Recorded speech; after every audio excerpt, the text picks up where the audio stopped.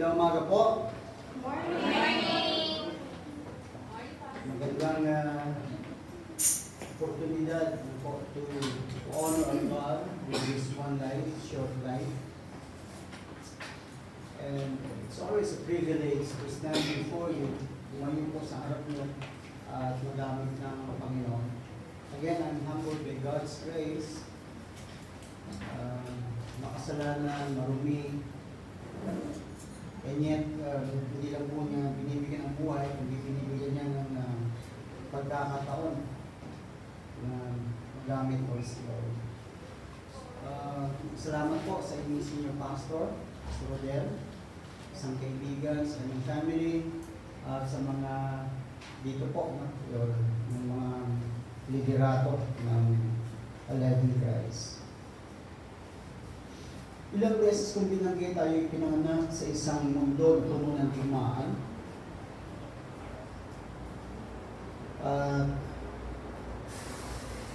Umaga pa lang, yung ating pong buhay ay dinidigma ng kalaban ng ating pananampalataya. At nabanggit ko rin yung ating pong tagumpay kahapon ay hindi batayan na magiging matagumpay tayo ngayon. Our victory yesterday is never a guarantee that we'll be having a victory today, because today is a different battle that we faced yesterday. Napakahalaga na maunawaan natin,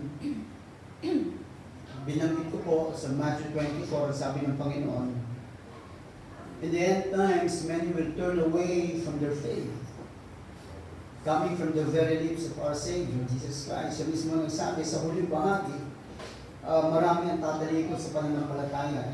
Actually, nangyayari na po ito. Marami po, no? I just want to mention a name. I don't know kung kilala niyo siya. May mga panahon, yung pong mga libro na sinulat niya ay ginawa kong policy sa iglesia na pinapastoran ko na basahin ay stating goodbye. At yung pong isang about sa church, no? Ang pangalan po niya Joshua Harris. The whole world was blessed by his books. Yung mga libro na sinulat niya ay talaga pong ginamit ng mga churches, leaders, in fact, even po sa ilang mga conferences, napakaganda po. And yet, 2017 or 2018, he made a public confession na magkamali siya, tinatalikuran niya ang kanyang pananampalataya. Pinuklaman niya na Jesus is no longer my Lord and my Savior. After serving a big church, a covenant church, isa sa malaking simbahan, iglesia po. At hiniwalayan niya yung kanyang asawa. At hanggang ngayon po ay hindi na siya bumalik sa kanyang pananampalataya. Now, ayaw ko makipag-debate kung nawala yung kaligtasan nyo hindi. Hindi po ako karito para makipag-debate. I'm just pointing out yung pong binanggit ng Panginoon that in the end times, many will turn away from the faith. And again, we are all candidates. Kaya nga yung binanggit ko po sa Corinto, if you think you're standing firm, be careful lest you fall. And sa 2 Corinthians, sabi niya, examine yourselves whether you are in the faith. 2 Corinthians 13:5, examine yourselves whether you are in the faith. Ang mapunta sa loob ng gawain, hindi nangangahulugan lingkod at ang nagpalagatayan ng Diyos. To stand in the pulpit, to assume a leadership position is never a guarantee. Kasi po, wala talagang nakakaalam. That's why if you think you're standing firm, be careful and examine yourselves whether you are in the faith. Napakahalaga. Kahapon po, actually Saturday, I discussed spiritual erosion, the inner battles, the inner wars, the unseen battles, the unheard cries, the silent tears. Kahapon, na-discuss ko hapon. Conquerors or finishers. Yung mga katangian po ng finishers, you need to know your destination, your duration, and at the same time, it's a daily decision. Actually, 5 po yun. Yung dalawa, hindi ko na natin di-discuss, ano? Para next year, meron pa akong dalawang di-discuss. Yes! Salamat sa isa.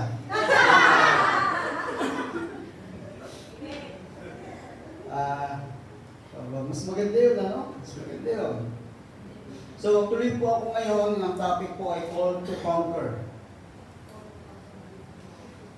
Leadership. We believe that we have a conquering God. And the moment that Christ, bumalik po siya, hindi na siya baby. But He will be coming as the King of Kings and the Lord of Lords. And He made a promise, tayo magtatagumpay din. But why there are so many, napakarami ng mga lingkod, anak ng Diyos po, talo na. May problema ba sa pangako, sa nangako? I don't think so. Ang problema po nasa atin. So, ngayon po, I will lay down some important principles. And again, for sure, hindi ito matatapos. Kasi po, this is a one-day seminar. And I just ask and believe and pray that the Spirit of the living God will speak to each and every one of us so that we'll be having not just a Christian life, but a victorious Christian life, a conquering warriors, a heart of a conqueror and a mind of a champion. Basahin ko po yung Joshua chapter 1 as my starting point.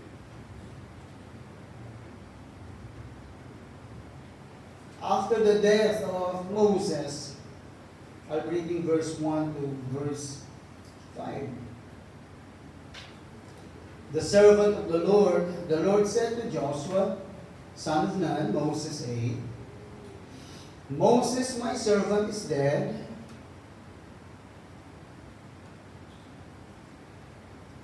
Missionaries will die, but the mission will live forever. Okay? Namatay po yung may dala ng mensahe, ang pangalan ni si Moses, pero yung mensahe hindi pwede mamatay. Magpapatuloy. Merong plano ang Diyos sa mundo, at yung plano po niya, kailanman na hindi pwedeng maputol, kaya dapat meron pong sumalog, may pasa. Okay? So, nung namatay po si Moses, hindi ibig sabihin namatay yung covenant, yung tipan ng Panginoon, yung pangako. So, God's wonderful plan for planet Earth, dapat po tuloy-tuloy. And God looked for a man para po maging successor, pagpatuloy po yung plano ng Diyos for the nation of Israel. Moses, my servant, is dead. Patay na yung lingkod. Servant. Kasi po ngayon, reverend, bishop, hindi masama yun. Kaya lang, dapat wag pong mawala yung isang puso na tayo ay lingkod ng Diyos. Moses, my servant, is dead. Now then you, referring to Joshua, and all these people, get ready to cross the Jordan River into the land I am about to give to them, to the Israelites. I will give you every place where you set your foot, as I promised Moses. So, continuity. Yung pinangako ko ito, Moses, binibigay ko sa iyo ngayon. The same God, Almighty, powerful, ever-living, the same God who made the covenant, who called Moses, will be the same God who is now calling you. Ikaw ngayon ang pinipili ko. At yung pangako ko sa kanya na kung saan niya mailapag yung kanyang paa, magiging teritoryo niya. Your territory will extend from the desert to Lebanon, and from the great river, the Euphrates, or the Hittite country to the Mediterranean Sea, the west. And no one will be able to stand against you all the days of your life. What a promise. Joshua, no one. Walang sino man na pwedeng lumaban sa iyo at magtatagumpay. For as I was with Moses, so I will be with you. I will never leave you nor forsake you. So ang Diyos nagbigay po sa kanyang mga anak na tinatawag na vision, promise land. Meron akong bibigay sa inyo, lupang pangako. Nagbigay din siya ng pangako. Lahat ng matatapakan ng paa mo, hindi ko alam kung malaki yung paa ni Joshua. No? Lahat ng maapakan mo iyo at hindi kita iwan, hindi kita pababayaan. Nag-iwan din po siya ng covenant. At yung covenant po ay hindi lang para kay Joshua kundi sa mga next generations. One important part of a leader, your faith, yung pananampalataya nyo, dapat may ipasa nyo sa susunod na sanilayan.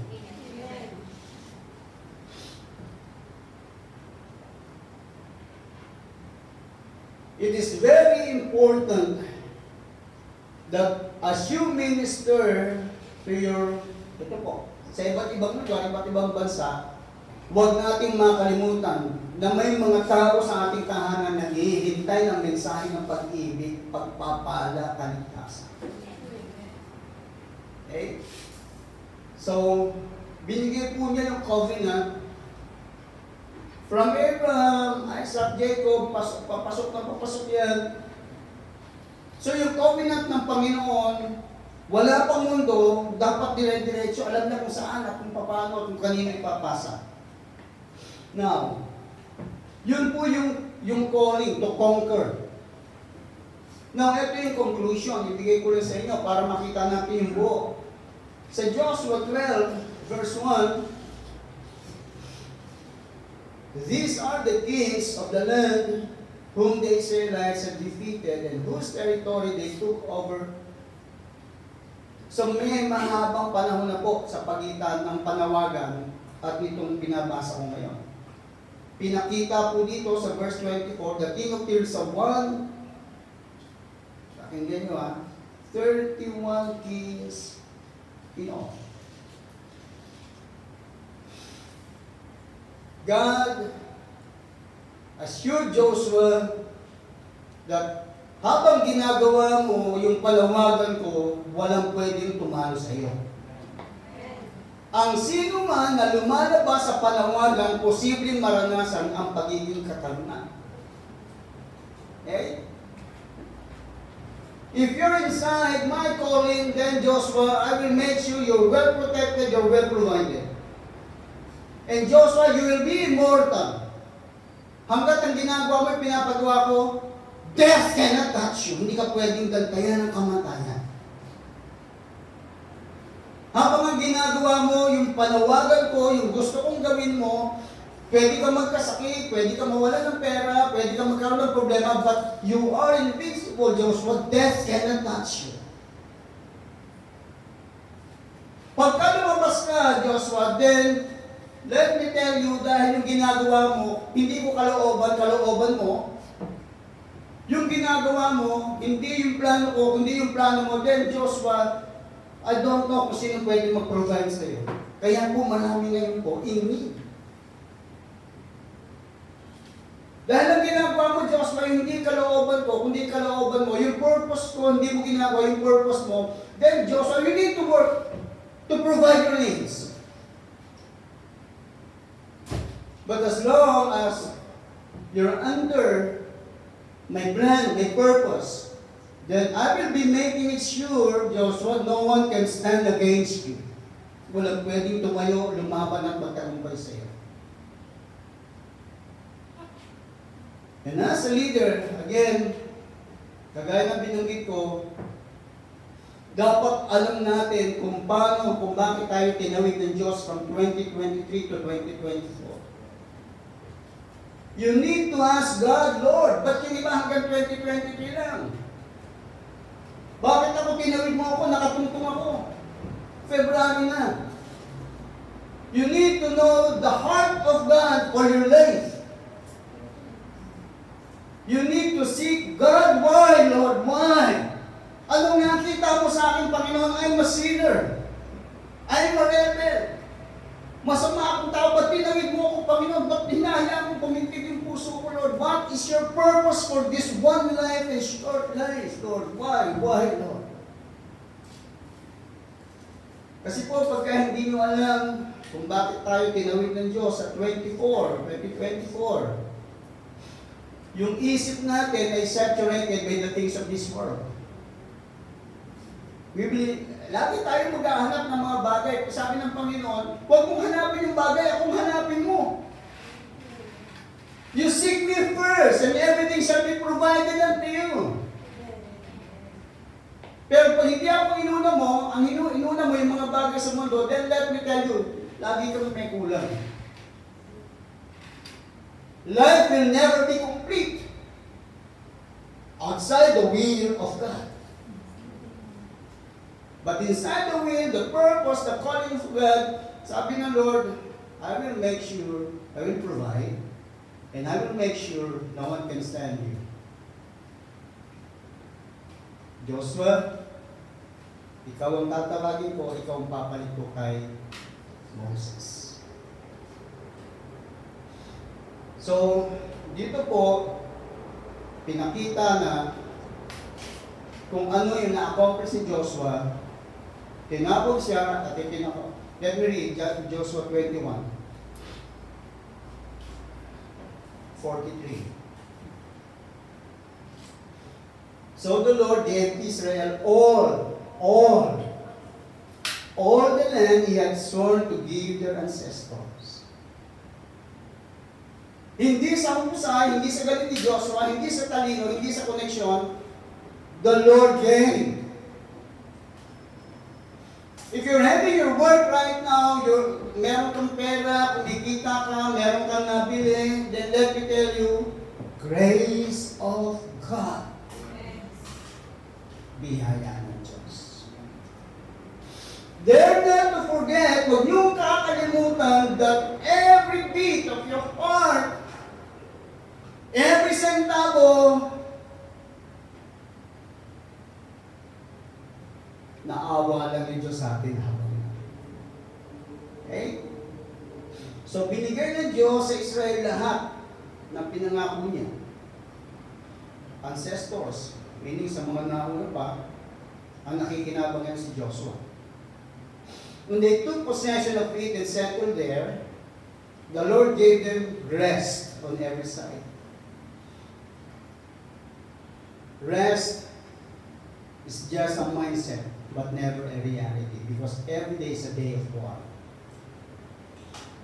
If you want rest, rest in the presence of God.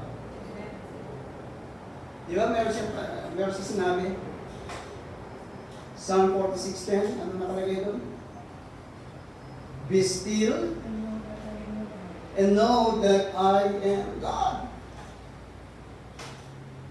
Doon sa chaotic situation, sa magulo, sabi niya, come here. Bakit Lord? Be still, be silent, shalom, take rest.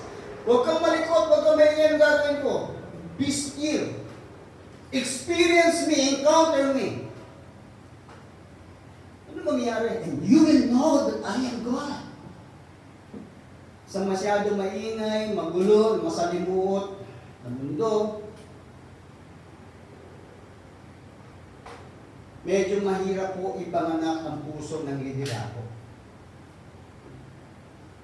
You need to have focus, you need to be attentive so that you will be able to hear the voice of the still small. Diba? Marinig natin yung tinig ng banal ng Espiritu.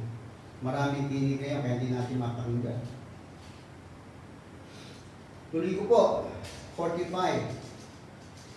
Not one of all the Lord's good promises, tulad na nitong verse na po, walang isa sa mga pinangako ng Diyos ang nabigo. Everyone was fulfilled.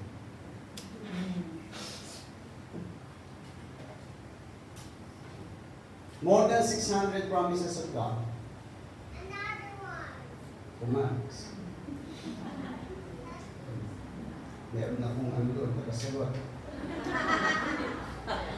So, naging conquerors po sila, naging conquerors, and yet, hindi po ito automatic. Kasi yung mga lugar na pupuntahan nila, i-conquer nila, meron na nakatira. At yung mga nakatira niya, hindi yun papayag na umalis without a war. Parang, di ba, sa Manila Squatter. Dito na kami pinanganak. Eh sabi ni Mary, amin nga yan, hindi pwede. Lalaban kami. Same situation, yung pinangako ng Lord na kukunin nila, hindi nila makukuha kasi may nakatira. At yung mga nakatira, 31 kings, sabi po dito sa binasa natin, na conquer. Meron do's and don'ts. Meron protocols. Merong rules na binigay ng Diyos para kayo maging conqueror. You violate the word of God, do not expect to be victorious. Eh, Pastor, meron akong kilala, nag-violate, pero bakit maganda yung buhay niya? Ang tawag doon, grace of God. Grace of God, we're not worthy, and yet we receive. I'll belay again, ilang importanteng piece here. Ang book of Joshua is about conquering. Kaya kung gusto yung pag-aralan ng how to conquer, you study the book of Joshua. Now, how to become conqueror? Bakit yung iba maraming natatalo? Bakit yung iba dating nasa leadership biglang nawala? I pray na pagkatapos po nito, meron sa inyo dito mga tatayo at magsasabi kay Pastor, Pastor, gusto ko pong maging leader, gusto ko maging conqueror. Okay? Huwag tayong pumayag na lagi tayong kino-conquer. Huwag tayong magkaroon ng self-pity, paiyak-iyak. Yeah? Hindi ako welcome. Hindi ako kinabayan. Hindi binanggit yung pangalan ko. Mahirap po maging leader yung puso mamon. Yung maramdamin. Christianity, there will be moments you will be rejected. Hindi ka ma-recognize, hindi ka ma-acknowledge. We please God and not man. You're God pleaser, not man pleaser. Maganda nga hindi tayo makilala at ma-recognize. Sabi ng Panginoon, okay lang yan, kasi yung recognition ako magbibigay, hindi galing sa lupa, kundi ako magbibigay. Okay? So kung hindi po kayo, hindi ako nakakamayan, paahin mo na lang, paahin mo na lang. Yeah? Kasi po, doon po sa Pilipinas, meron akong hindi nakakamayan, hindi na umatin. Yeah. Hindi ko nakakamayan. Siyempre, hindi ko naman sinasadya yun. Eh, famous tayo eh. Ewan ko ba sa inyo?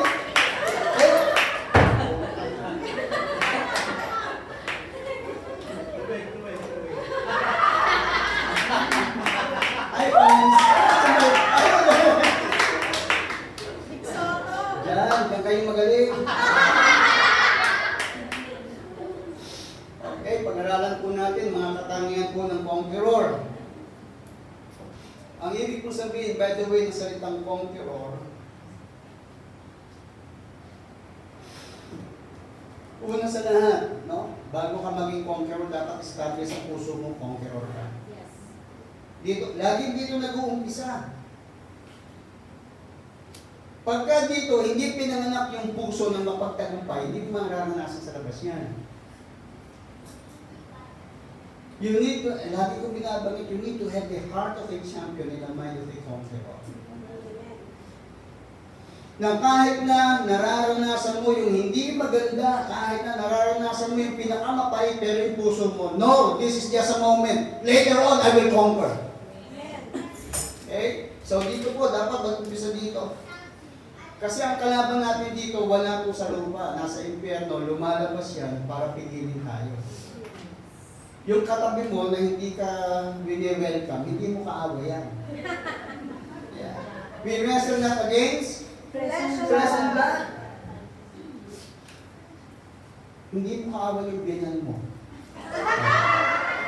Hindi mo kaaway. Yeah. So, yung binan mo, manugang mo, hindi po kayo magkakaaway, hindi tayo magkakalaban. Kaya pagka hindi ka naging conqueror, hindi dahil na sa kapitbahay mo, sa marites, dahilan po yan, meron tayong kalaban, the enemy of our soul, no other than the devil. Kaya wag mong awayin yung katabi mo. So, pagka inaway mo, pare-paras tayong biktima. Itawag sa ating victims. Eh, nagmahal ka, victim of love. Yan. Mga kagay naman. Happy Valentine! Kung nga pala, ilang araw na lang. Kaya pala parang damas. Gumagano yung puso. Lumalabas. Alright, principles are so important. Nagbabago yung panahon, yung prinsipyo hindi nagbabago. Lumabas ka ng bansa, pumasok ka sa bansa, ang prinsipyo po ay tested by time. So, principles, take note, studying, pagkatapos po natin, bumalik na kayo, natapos na, and you share this doon sa mga hindi po naka-attend. Merong responsibilities ang people of God. If God gave a promise, I will go with you. Pero pwede tayo kung sabi kay Lord, Lord, you want to go with me, but ako, I don't want to go with you. Right? Kaya nga merong mga Kristyano, ang taas na lundag ng linggo, lasing nung Sabado. Yeah? Kung maka-hallelujah, hallelujah, Lord, Lord, Lord. Hello? Sabi?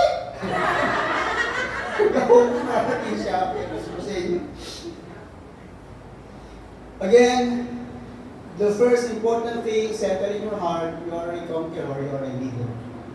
Lahat ng lalabas sa labi ng mga nagsasalita, pagka tumatalbog sa puso mo, hindi mo tinatanggap walang mangyayari. Okay? So be at peace, accept, believe, you have a calling, you're called to lead, and you're called to conquer. Okay, dapat malalim. So conquerors are fearless.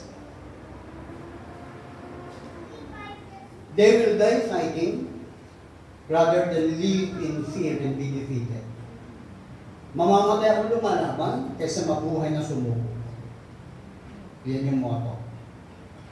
If I perish, I perish, sabi ni Esther. Kung mamamatay ako na anak at lingkod ng Diyos, ayokong mamatay ng isinukong pananampalataya. Number one, characteristic. A conqueror or conquerors are consecrated. Consecrated.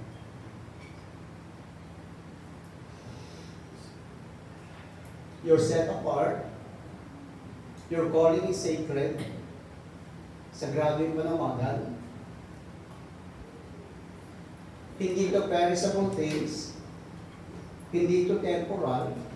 The one who called you is the Almighty. The one who created heaven and earth.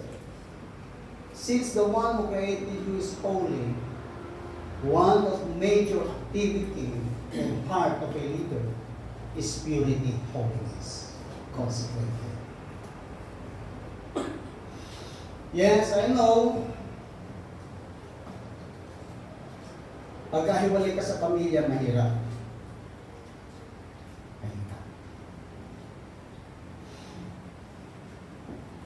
Huwag mong isipin na madali. Mahirap. Kung gusto mong maging madali, huwag kang maglingkod. Madali. Kung gusto mong maglingkod, you need to be willing to pay the price. There is a high price in leadership. May presyo kang babayaran kung gusto mong maglingkod na maayos. Madaling maglingkod, pero pwedeng maglingkod ng hindi matino at hindi maayos. Ang ganda ng boses ko, ang galing ni pastor. Yeah. Pero hindi nyo alam yung private life ko. Hindi nyo alam kung sino ako kung hindi na ako nakatayo sa pulpito.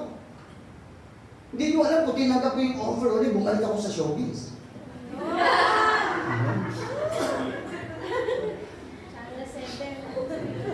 Pero Kapuso. oh, Kapuso. may tama ako eh. Tama ako dyan.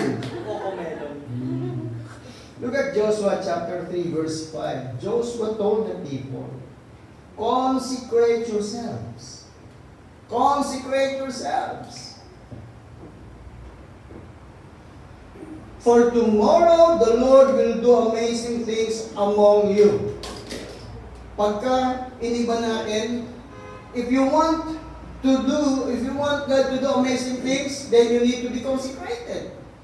Without consecration, amazing things will not happen. Gusto niyo yung isang buwan na supernatural? Gusto niyo yung ibaba ng Diyos lalo yung presensya niya sa inyo?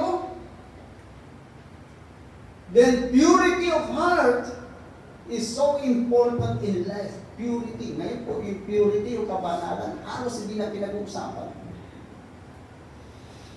Madaling umawit, madaling tumayo, madaling makipag-usap, madaling makipag-fellowship. Pero yung repentance, halos hindi na yung sinisigaw sa pulpito. You go back to the Old Testament, you go to the New Testament, you go to sa mga nauna po sa atin, they will be shouting, repent, repent, do not continue in sin. Iwanan mo pangangalunya, iwanan mo bisyo, iwanan mo yung pride. Repent, for the kingdom of God is at hand. Repent.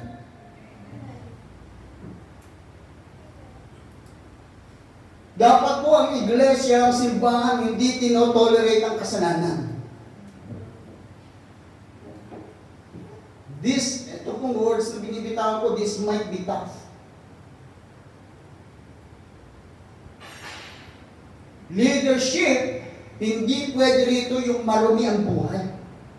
Now, hindi ko sinasabi, Pastor, holy ka ba? Hindi po ako holy. Maaga akong dumating. Marami sa inyo holy.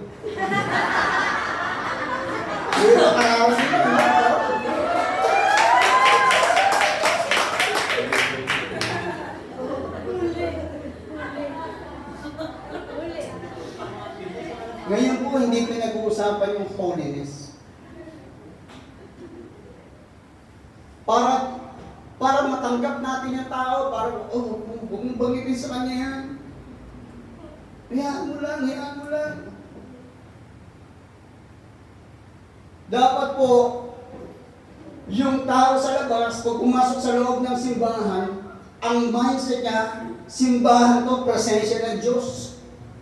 Dapat iiwanan niya sa pintuan yung sanlibutan, hindi niya ipapasok dito kasi ang alam niya, the presence of God, there is purity, there is holiness. That's why Joshua said, consecrate yourselves. Ayusin niyo yung puso niyo, ayusin niyo yung buhay niyo, ayusin niyo yung desisyon niyo. Bakit? God will do amazing things.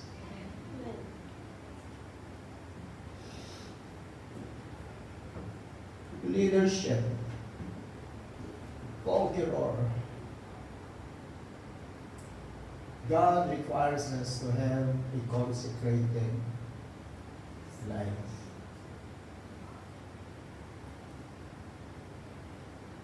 Hindi interesado yung Diyos sa gift, sa skill. Ang mundo po, pagka mahusay ka, hahanapin ka. Galing mo mag-basketball, hahanapin ka. Galing ka. Hinanap ng mundo si Jordan. Ino-opera, bakit? May skill. Gifted. Si Tiger Woods. Marinig mo lang yung pangalan, nandun na yung mga tao, nandun na yung pera. The world is after gift, skills, and talents. But God is after character.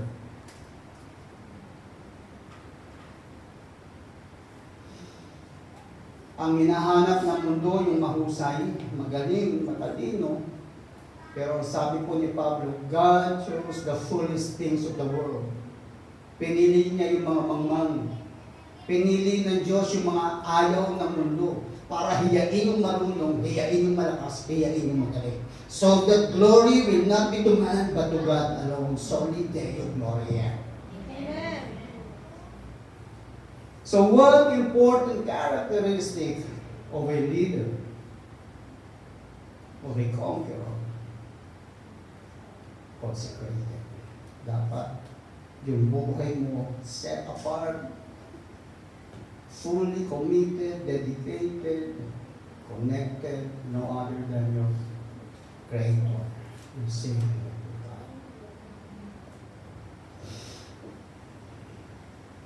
Generic tayo ngayon, masaya tayo, godly. Walang magmumura, walang sisigaw. But the real you, the genuine leadership, pagka wala ka dito, doon lalabas yung totoong leadership. Sa loob ng simbahan, madali ako maging leader, pastor ako eh. Pero ang tunay na leadership, hindi na sa loob ng simbahan. How I manage my family. Paano ako nakikipag-usap sa mga tao sa labas? Nasa police ministry po ako for more than 30 years. Paano ako nakikipag-usap sa mga police kung nagiinom sila how? So leadership.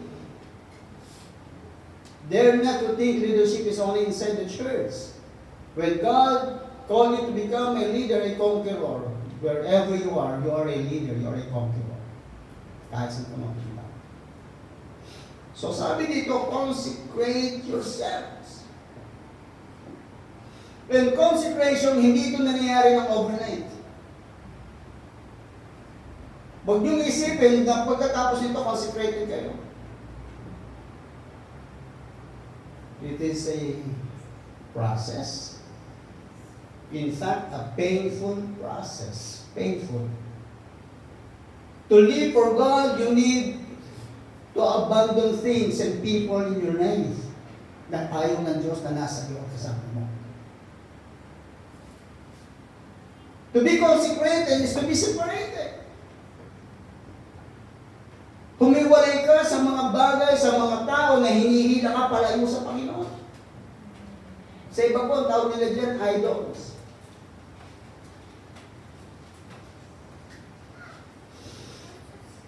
Ulitin ko, ang consecration, hindi po ito nangyayari sa isang upuan, sa isang seminar, sa isang pag-attend mo ng conference. Consecration is a process in a daily covenant and commitment and a daily obedience to God.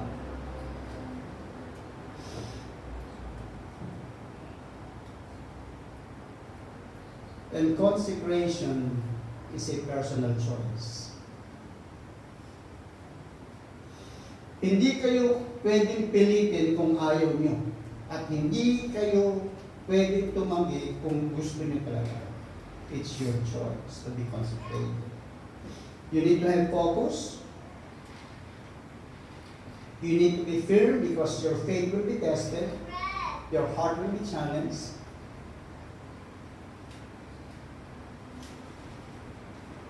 You need to have, pakinggan itong word nito, no?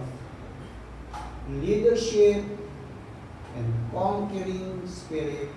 You need to be intentional. Ang pagiging leader at ang pagiging makadiyos at ang pagiging mabuting lingkod, hindi ito aksidente. Intentional, ginagawa ito. You need to be intentional in reading your Bible. You need to be intentional in prayer. You need to be intentional in the spiritual realm, the spiritual things. Hindi pwedeng picky and choosy kung kailan mo lang feel. Parang gusto kong magbasa ng Bible ngayon. Pakibasa mo nga, makikinig ako. You need to possess the character of fire. Ulitin ko po, ang big word, intentional.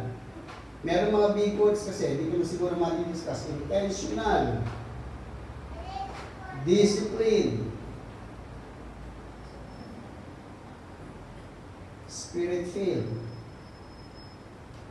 Mga words ito na pagkapag-usapan natin, medyo hahaba tayo. Pinanggit ko kahapon, ulitin ko po ngayon, yung tinatawag na consecration. kailangan dito yung training. Hindi pwedeng sinabi ng pastor nyo na hindi nyo consequences. Alam nyo na kagad. Ang tawag dito ni Pablo, strict training. Sa 1 Corinthians 9, I think. No? Wala sa akin. Machi-check mo ba? Kaya mo nga 1 Corinthians 9:25. Sana tama ako. Pagka mali po yung verse ko, sisihin si pastor. Kasi, siya sumisigaw. So sabi ni Pablo, those who run in the race, yung tumatakbo, yung lumalaban, they do it to win the prize, but we do it for an eternal prize. Iakit mo nga ng konti sa 6th floor. 24 po. 9:24. Okay, siguro nasa ano yun, nasa Revelation. Hindi. Sige, 24, 25, 26, and 27. I-take note dito ang verses na ito, importante ito 26 or 27.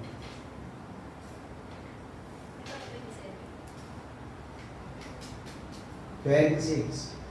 Right. I discipline my body like an athlete. Every hanapin ko dito. Parang iba yung gamit niya. Hinigay nun. Oh. 1 Corinthians, ano? Verse 20. Verse 20, 5. verse 25. Chapter 9. Parang tinig ng banal na espiritu yun tinig ng misis ko. And athletes, all athletes, they do it with the present, but we will prepare. Iba yung translation. Everyone who competes in the game. NIV. NIV. Everyone who competes in the games goes into strict training. Strict training. So, hindi binanggit doon yung training lang. Merong nakakabit na isang salita, strict training. Okay, thank you very much. Everyone who competes in the games goes into strict training. Hindi lang ordinaryong training, sa kanila, labanan panlupa pero strict training. How much more, sabi ni Pablo, yung atin eternal war ito. So dapat hindi lang ito strict training, more than strict training, dapat yung ginagawa natin. And training requires leadership, requires discipline, have a heart, a passion for God. You need to be willing to abandon people na kasama mo lagi pero hihiwalay ka sa Diyos. You need to be willing a great price. Magbayad ka ng malaking halaga para magamit ka ng Diyos na maayos. And in the book of Joshua, one word, consecrate. If you want God to do miraculous things in your life, consecrate.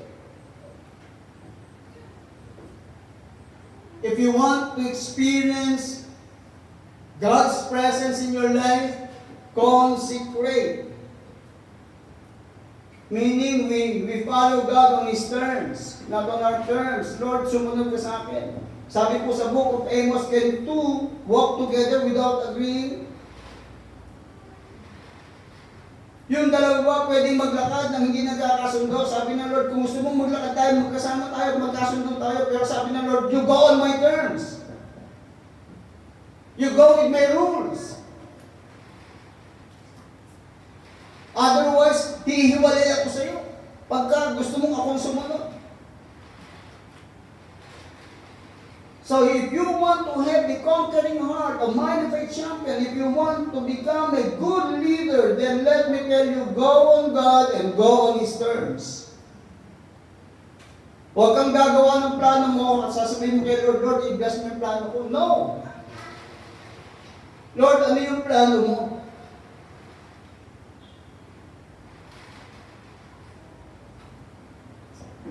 Marami akong kilala, maka-Diyos. Nakakita ng cure. Wala naman memorize na verse. Nakakita na lang sila. Galing na magsalita, nagtuturo. Powerful. May dumaan na cute. Ang verse nga yun. Mababaw ang kaligayahan. Eh, ang mga pastor pa na magaganda na namin. Di ba, pastor? At ang mga pastor, humble kami. Pero ko kasi yun.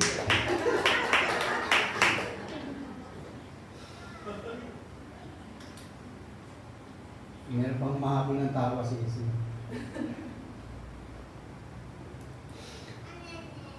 Your potential. You're gifted. You're all promising. But again, I want to tell you, hindi pisado ang Diyos sa gifts, talents, and skills. God looks for character.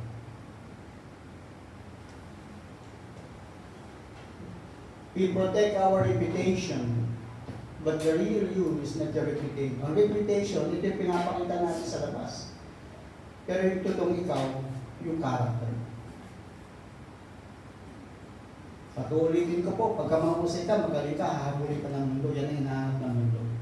Pero ang Diyos, ang hinahanap ng Diyos, puso, character. Character. Sa consecration, leadership, conquering spirit, nandito na din isa. Maraming mahusay magaling, ba't wala dito, mawawala din kagad. Hindi yan magkakagat. Binabit ko po yung training. Gusto ko kayong bigyan ng hamon dahil alam ko po, si Pastor Rodel may mga nakalatag pa siya na training. Discipleship training po yan. You are blessed pagka may ino-offer ang church leadership para sa inyong spiritual growth. Huwag yung tingnan na yung mga pinagagawa sa inyo ng leadership ay burden o pabigat. Kami po mag-asawa, walang nag-disciple sa amin. Walang nag-lead sa amin, walang nag-mentor sa amin, walang nangangamusta sa amin, walang pumupunta sa bahay namin. Wala. Walang nagsabi, may Bible study tayo, walang nagsabi, wala po nagpa-follow up sa amin. Kaya po, you need to make a personal decision. Kasi pagka nag-decide kayo, hahanap kayo ng paraan para maging leader, para maging conqueror.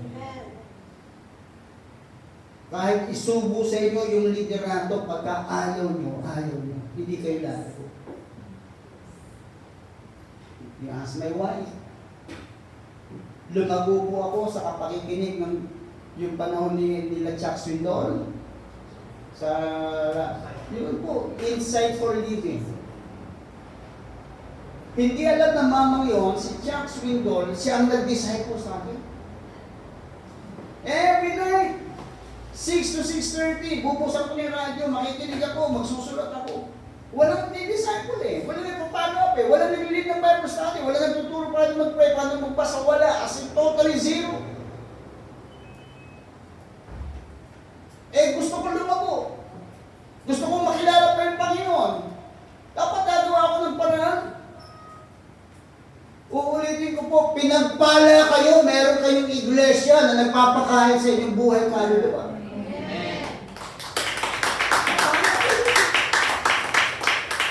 Kaya pagka sinabi, meron tayong training, meron tayong discipleship, gano'n naman. Huwag gano'n. Huwag gano'n. May practice tayo. Mahalin niyo po yung iglesia niyo. Mahalin niyo, please. Sa iglesia, meron kayong covering. Pagka lumabas kayo sa church, wala kayong covering po. So, love this church. At kung ano yung offer, eh alam ko, iba-iba kayo ng pinanggalingan. Kasi galing kayo sa Pilipinas, eh, di ba? Merong Pentecostal, merong Baptist, iba-iba eh. Eh, pag kayo nandito, hindi nyo gusto, dinala kayo ng Diyos dito. Dapat yan ang mindset nyo. At please lang, huwag niyong ipilit kung ano yung gusto niyo. Eh, ganun yung practice namin doon. Tumatumbling kami. Yeah. Nag-i-split kami doon eh. Teka muna. Eh, hindi ba naman? Eh, ayoko dyan. Bakit? Tahimik lang kami. Ayoko na maingay. Nandito ka, hindi dahil sa ginusto mo. Nandito ka, dinala ka ng Panginoon dito. Yeah. Ang sarap matuto doon sa hindi mo ginagawa dati. Hindi ka nag-speaking in tongue. Hindi ako nagtatang. Kakanta na ako. Ano, may tongue din. Gita! At least may tongue ka pa rin. O yun naman mga di ba, mga Baptist naman. There's only one body.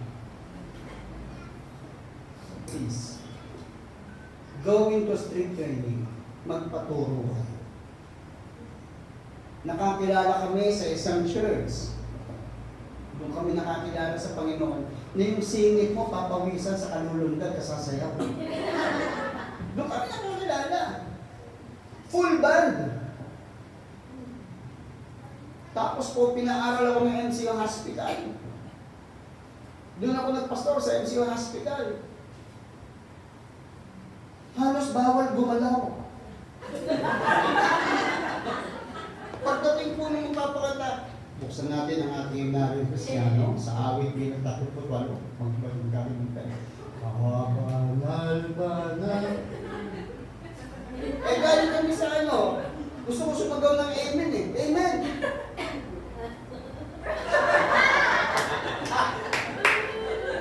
But you know what? Yung pinanggalingan ko at yung napuntahan ko, magkakapatid pa kami sa Panginoon. If you want to become a leader, you need to accept your brothers and sisters. Kung ayaw mo sa kanya, doon ka pumunta sa ilalim kasi doon siya papunta. Ibalik kayo. Ayaw kong kasama eh. Sa hell ka. Ako heaven ako eh. Eh, ang mga Pentecostal kasi, pagka nag-pray ka, halimbawa mga blessings, Amen! I claim it, Lord! Para sa akin yan!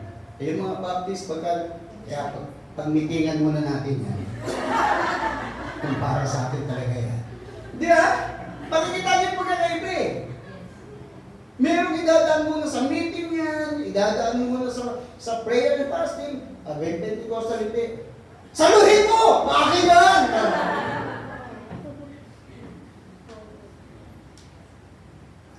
Leadership. You need to value the person. It's not about winning the argument, but winning the person. Kami po mga pastor, siguro meron kami konting husay, but we can win the argument, but we might lose the person. Paano kita? Kung hindi naman yan major doctrine, pagka-leader ka, conqueror ka, hindi naman major doctrine yan, hindi yan doctrine about salvation na talagang critical, minor practices, okay lang yan. Basta make sure nag-deodorant ka bago ka tumalon. Yeah.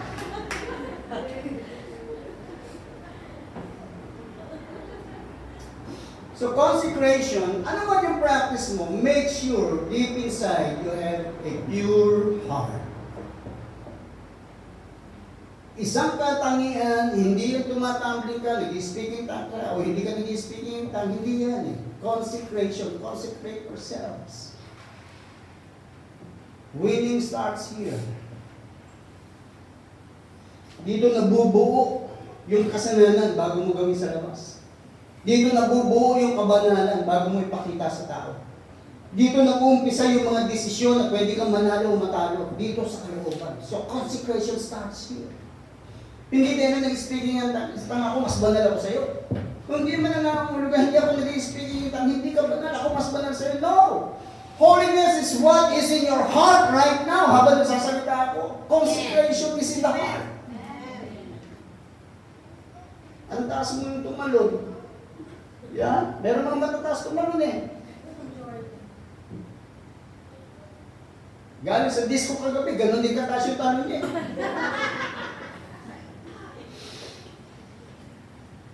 So have nothing to do, 1 Corinthians 4:7, with godless myths and old wives' tales, rather train yourselves to be godly. Kung nag-take note kayo, 1 Timothy 4:7, train yourself to be godly. Nandiyan ba, sister? Wala. Ay, andito po. Baka binulsa mo, ha? Sige, pakilabas nga, sister. Pasensya ka na, sister, ha? Oh. Yan. Have nothing to do with godless means and old wives' tales, rather train yourself to be godly. Purity, consecration, godliness, you need training. Ito sana yung offer ko kay Pastor Minel, kay Pastor Rodel. Kasi meron akong lecture, godly training. No? Eh, sabi ko, mas kailangan siguro kung call to conquer. Train yourself to be godly. The highest form of training, the highest form of education, train yourself to be godly. Ang mundo, maraming yung offer sa'yo na training, seminars, bago ka ma-promote, kailangan mag-training ka. Eh, hindi ka qualified, mag-training ka. Pero walang nag-offer ng training in godliness. Wala. Training in godliness is so critical. If you want to know God more, if you want to become an effective and fruitful leader, if you want to have the heart of a conqueror, then training in godliness. Look at the word train. Train. It's a process. Train yourselves to be godly. Pinakamataas na training yan. Kasi sa training na yan, kasama dyan, paano mabuting ina, maging mabuting ama, maging mabuting anak, paano maging mabuting empleyado o employer, paano, lahat na nandiyan na. That's why yung pagiging conqueror, it requires training. Hindi natatapos yan dito. Pagkatapos nito, it requires training. Train yourself to be godly. Sabi ni Paul, continuous, strict training. Not just training, strict training. Because the enemy will continue to attack you.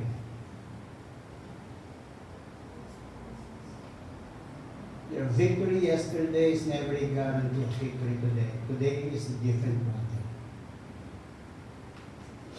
Alright, nagpasan ko po yung iba kasi tinitingnan ko yung oras.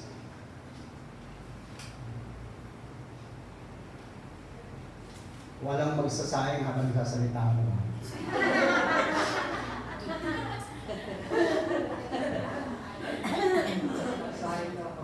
Nakapagsayang na.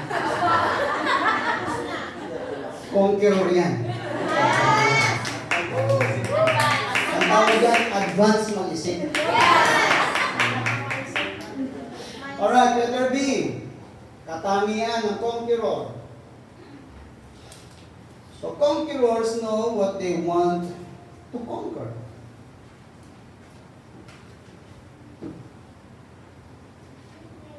Kahapon sabi ko, direction, dapat alam mo kung saan ka pupunta. Pagka namali ka ng punta, may mga taong sumusunod sa'yo, maliligaw din. Now, kung gusto mo maging conqueror, ano gusto mo i-conquer? Hindi pwedeng kahit ano. Hindi rin pwedeng kahit saan. You need to have specific places, people, na nasa isip mo na binigay sa iyo ng Panginoon, yan ang i-conquer mo. Hindi pwede. Not all battles you need to engage. Hindi lahat ng digmaan kasama ka. Hindi lahat ng labanan nakikilaban ka. Meron labanan na para sa kanya pero hindi para sa iyo. Meron lugar na para sa kanya hindi para sa iyo. So yung ano ba gusto mo i-conquer? Gusto kong i-conquer yung bulsa ko eh. Mamaya pa yan. Huwag ka excited. Identify territories na tawag dito. Identify territories na gusto mong ipakonquer sa iyo ng Panginoon. Okay, Joshua chapter 1 verses 2, 3 and 4. Moses, my servant, is dead. Now then, you and all these people get ready to cross the Jordan River. Number one na i-conquer Jordan River. Medyo mahaba po ito. Hindi ko i-discuss kasi mabigat yung digmaan nila sa Jordan River. Jordan River, then into the land I am about to give to them to the Israelites, I will give you every place where you set your foot, as I promised Moses, your territory. Okay, ito yung i-conquer nyo.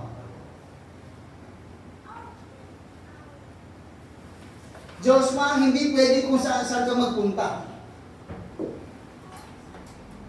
Ito lang yung territory mo, dito kita papupuntahan. Ito yung para sa iyo at sa mga susunod na salin na your territory will extend from the desert to Lebanon, from the great river, Euphrates, all the Hittite country. So dapat po, meron tayo dito mapa. At titingnan niyo sa mapa kung ano yung mga pinapupuntahan ng Panginoon sa kanya. Kasi bawat lugar na pupuntahan niya, meron pong ibig sabihin sa kanilang pagiging Hudyo. Kaya medyo iba po yung ano natin ngayon. Pag-usapan ng geography, ang magaling sa geography, si Yoyoy William. Alam niyo ba yung punta niya? Yeah.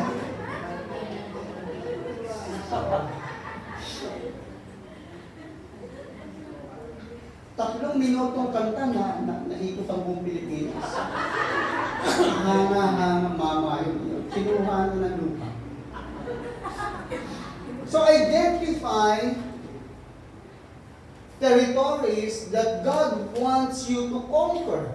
Again, not what you want to conquer, but what God wants you to conquer. Meron kang gusto, sabi ng Lord, hindi naman yan ang para sa'yo. Yung ayaw mo, yung nasasabi, yan ang para sa'yo. So dito, bago po sila humayo, sabi ng Lord, Joshua, huwag kang basta muna alis. Bakit, Lord? Hindi mo pa alam kung anong gusto kong papuntahan sa'yo. So if you want to become a conqueror, andyan si Pastor Rodilbero. Ay, Pastor, magandang umaga po. Pinakamaganda lalaki. Kahapon daw na number 2.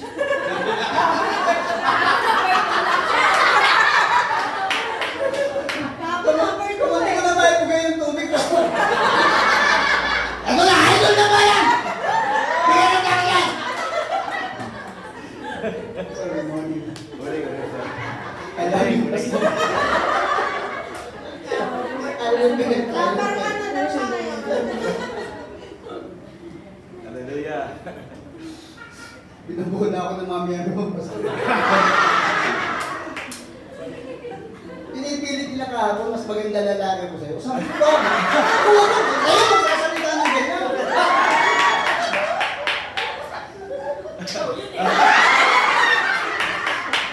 Alright, ulitin ko.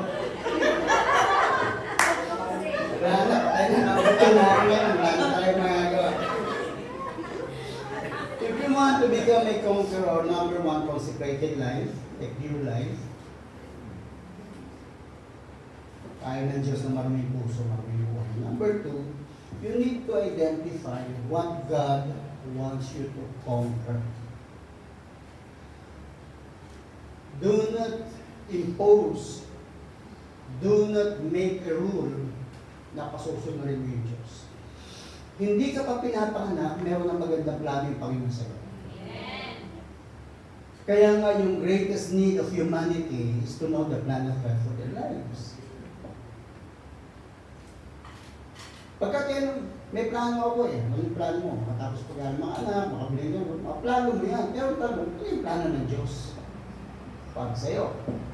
Kasi pwede makuha mo lahat ng plano mo, pero pagka hindi mo nakuha ng plano ng Diyos, at the end, you're still a loser. Loser! Loser mo pa rin. So sabi ng Lord kay Joshua, o Joshua, ikaw ipapalit ko kay Moses. O sige, let's go. No, Joshua, teka muna. Saan pupunta? Magkukonquer. Hindi mo pa nga alam yung papakonquer ko eh. Identify territories.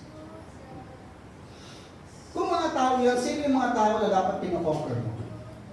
Kung lugar yan, ano yung mga lugar na dapat pinakonquer mo?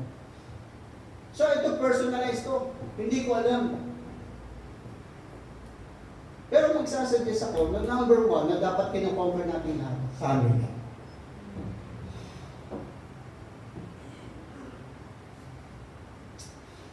ang batayan ng pagiging epektibo ko, hindi yung sinasabi ng tao sa labas ko, hindi yung sinasabi ng pamilya ko sa akin. Ulitin ko. Ang basihan ng paglilingkod at pagiging epektibo ko, hindi yung sinasabi ng kongregasyon ko at ng mga tao sa labas, kundi ano yung sinasabi ng mga tao sa loob ng bahay ng pamilya ko.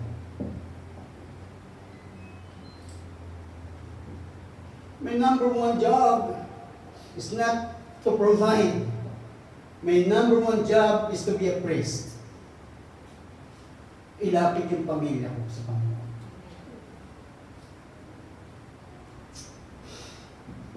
So, number one that we all need to conquer, na pinakukonquer ng Panginoon sa amin.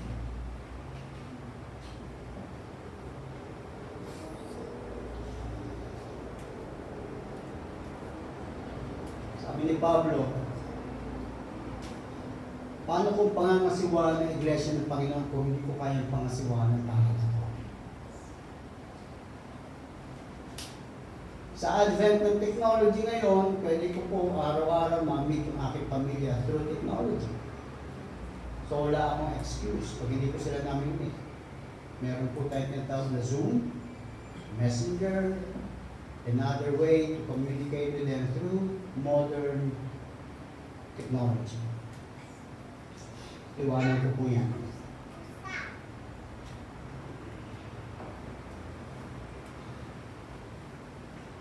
Letter C. Actually, meron ako mga in-stick para madaanan natin yung iba pa. Call to conquer. Letter C, principle. Babalikan ko kasi importante po. Conquerors guard their heart. Pinapagay ng puso. Lalaktawan ko yung ibang mga chapters 2, 3, 4. Jump ako sa chapter 7, verse 20 to 21. Isa sa pinakamalungkot. No? Achan replied, "It is true. I have sinned against the Lord, the God of Israel.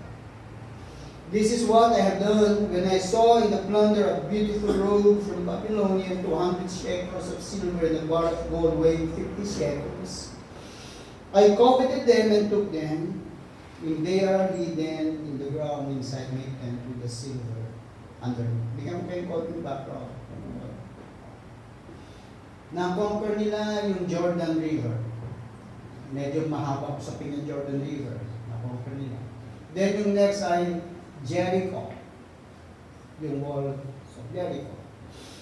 Then pagkatapos meron pinapuntahan pa na isang lugar, kasi po stage by station, yung AI.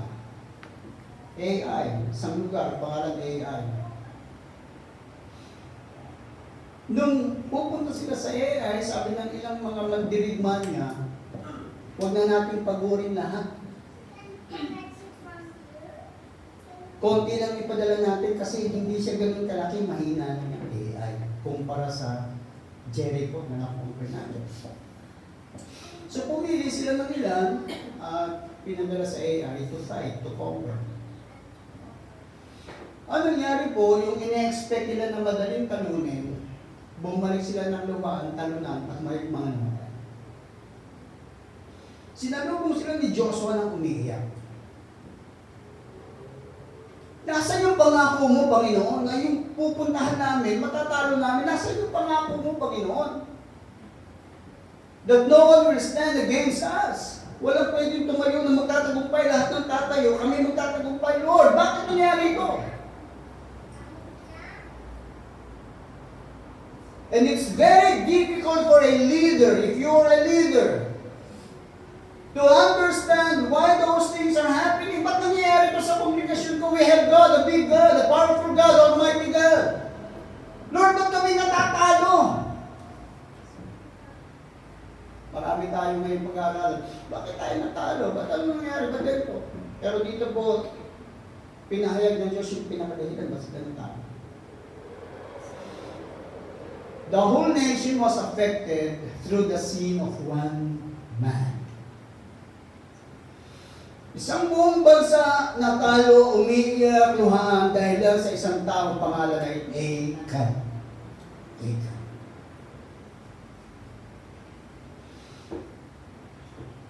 Sabi ng Lord kay Diyos, anong gagawin mo dyan? Tumayo ka.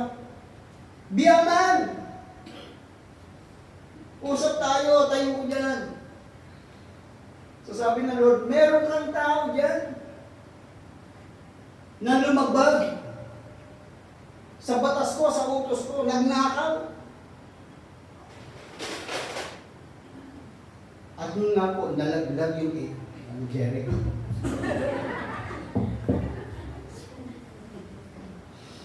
So sabi ni Joshua, all tribes, ihanda niyo yung sarili niyo. Bukas bibisitahin tayo ng Panginoon. At malalaman kung bakit tayo natalo.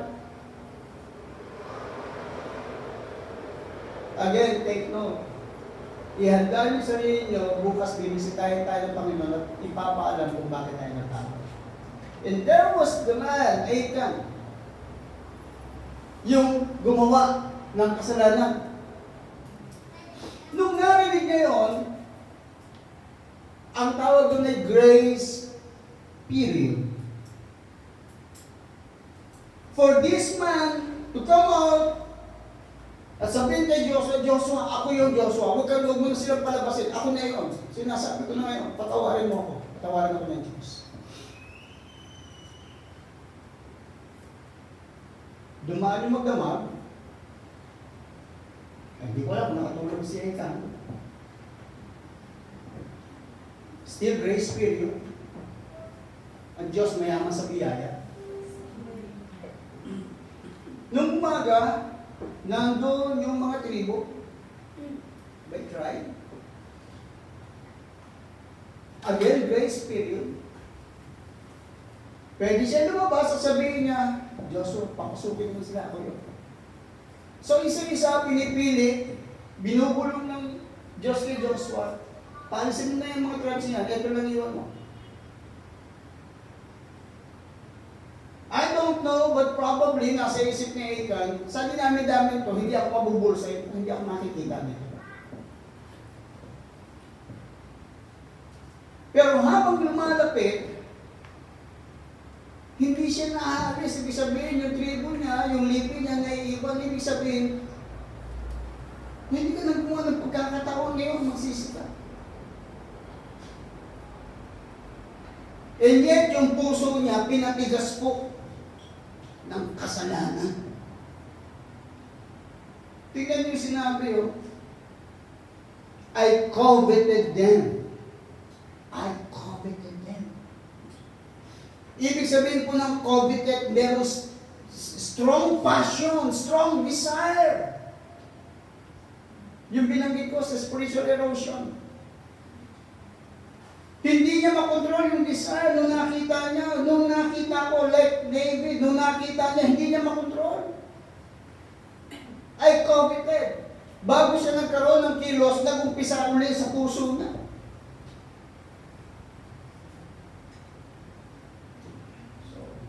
Balik na yan. Ito na lang iwan.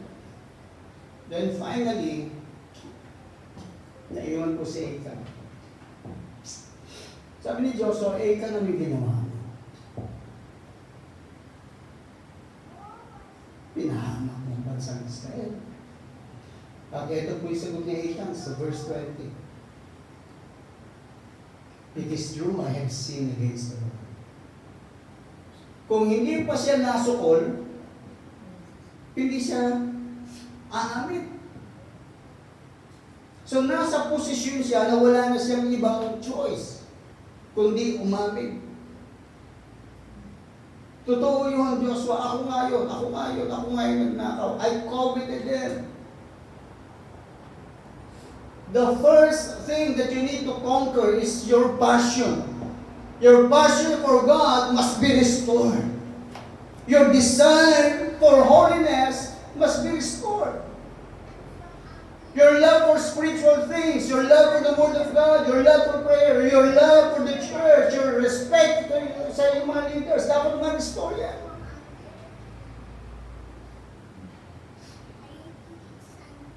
Hindi pinantayan yung puso eh. I told it to them. Nung nakita ko, ingat kayo kung saan kayo laging tumitingin.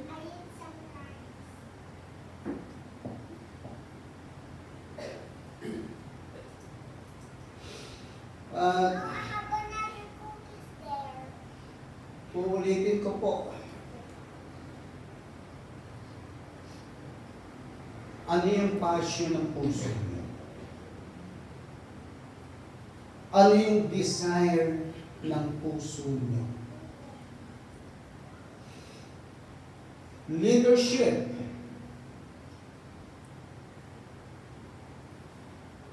Conquering heart. You need to have a strong desire that you need to stay in the very presence of the Almighty.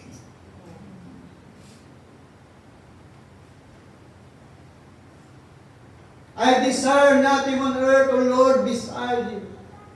My heart and my faith, my heart and my strength, they might fail. But thou art the strength of my heart.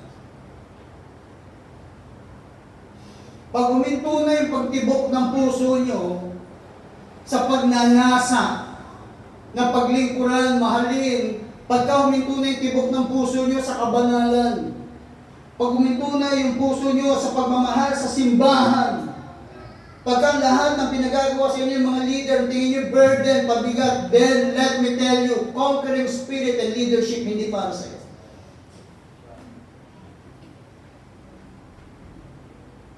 Pag hindi ka na naging tapat sa salita ng Panginoon, pag hindi ka naging tapat sa liderato, you're in danger. And we can be the next Achan.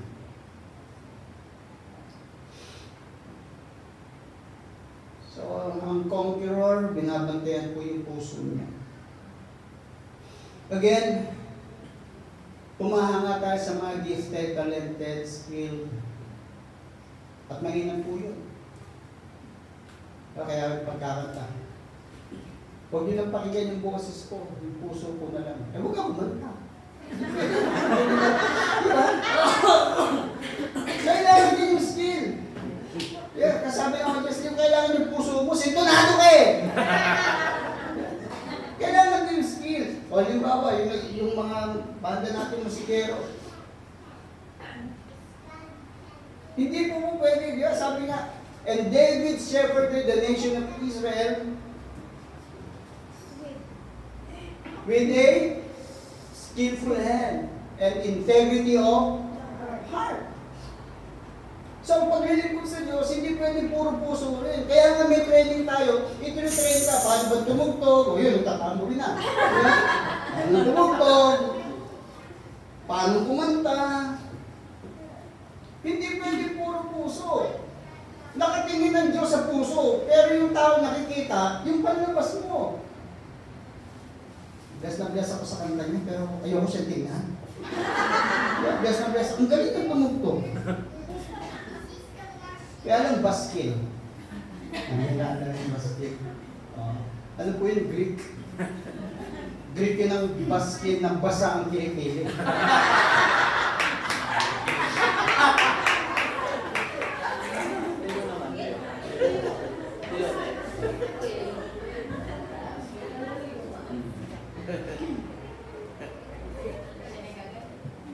Integrity of heart. And David shepherded them with the integrity of heart and skillful hands. Sa Lord, importante yung puso. Sa audience, importante yung skill. Hindi mo pwede pag-iwalayin. Yeah. Pagka puro skill, piniplease mo yung tao. Eh sabi ng Diyos kay Samuel, ayoko yan, Lord, ito nga eh, maganda lalaki, mataas, hindi nga yan eh, bakit hindi yung puso niya tinitingnan ko eh. Eh siyempre tayo, tao, mata, tingnan natin, maganda lalaki. Siyempre, pastor yan eh. humble kami. Yeah. Nakikinig. Siyempre nakikinig tayo, may tayo na tayo eh. So develop yung skill. At again, kailangan yung simbahan, kailangan yung church para ma-develop yung training nyo. Ma-develop kayo na maayos. So sabi dito po, ganun yung ginawa mo. Pinahamak mo yung bansang Israel. Nung nakita, ay conflict. Nag-shift yung kanyang passion. Yung kanyang desire. Remember the old times, bago ko pala sa Panginoon, you're on fire. Kung alam niyo yung encounter ka, naalala niyo yung mga panahon ngayon, mahal na mahal niyo yung Panginoon. Ganun pa rin ba siya kamahal? O nag-shift niya yung desire, yung passion? So if you want to become a fruitful, powerful, anointed leader, guard your heart. Bantayan mo. Walang pwede magbantay niyan, kundi ikaw lang. Wala naman nakakalo niyan. Yung sabi nga, puso ko yung sinisiyasa.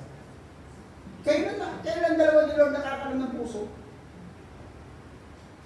Ikaw at siya na. Kaya kung yung kabanalan wala na sa puso mo, alam ng Panginoon. Uulitin ko po. Kung gusto natin maging conqueror, gusto natin maging powerful, anointed leader, guard your heart. Nung sinabi po ni Achan, nagnakaw ako eh, nandun sa templo. So pinakuha. Ito po yung naging resulta ng hindi na pagbabantay sa puso. Verse 24 to 26. Then Joshua, together with all Israel, took Achan, son of Zerah, the silver, yung nakaw niya, robe, gold bar, ano yung kasunod? His sons and daughters. Hindi lang yung ninakaw niya yung kinuha din yung kanyang pamilya. Dinala sila sa Valley of Achor. Verse 25, Joshua said, "Why have you brought this trouble on us?" Bakit dinala mo kami? Dito sa pangyayaring ito, ikaw ang dahilan. Now, I want to remind you, this man, Achan, naranasan niya ang pag-ibig ng Diyos. Nakita niya kapangyarihan ng Panginoon. Alam niya yung galaw ng Diyos. Alam niya yung pangako ng Panginoon. And yet lahat to, na-wipe out, na-bura, because hindi niya nabantayan yung puso niya. Ang naging passion niya, yung mga bagay, yung kayamanan ng mundo, pinalit niya sa kabanalan, pag-ibig, paglilingkod sa kanyang dakilang ng buhay. At kung hindi tayo magiging watchful, careful, vigilant, then we are all candidates to become the next Achan.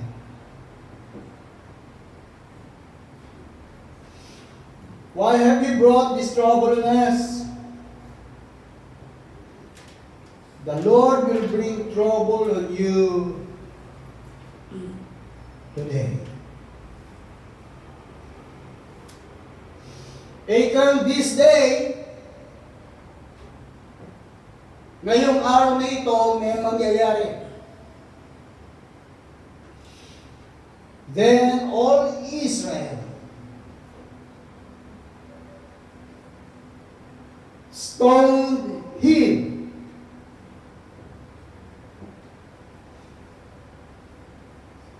Yung mga tao, kumuha ng bato, binato si Achan.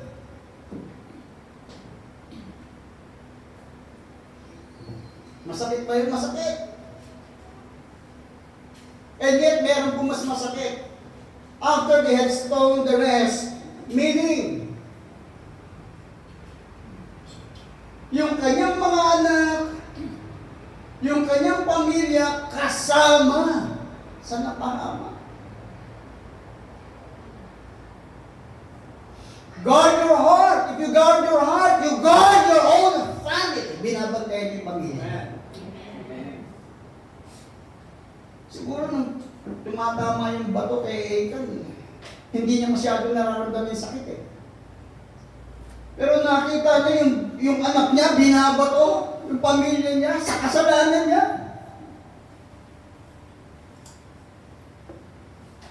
Yun ang masakit.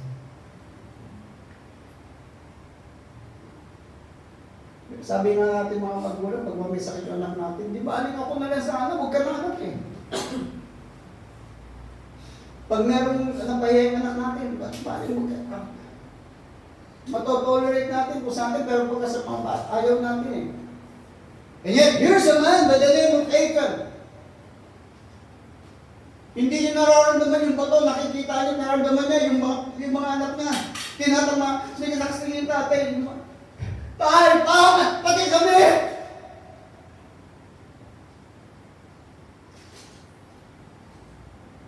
Protect your passion for God. Bantayan nyo yung puso nyo, yung pagmamahal sa Panginoon. Pursue God, whatever the cost may be. Pursue, huwag kayong tumigil ng paghahanap, pagsasaliksik, pagsunod sa Diyos, kahit na anong maging kapalit. That's the heart of a leader, of a conqueror.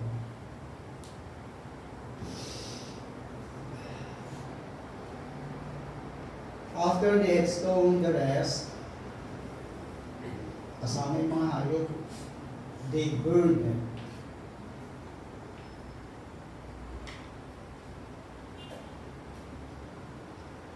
So ito po yung unang-una.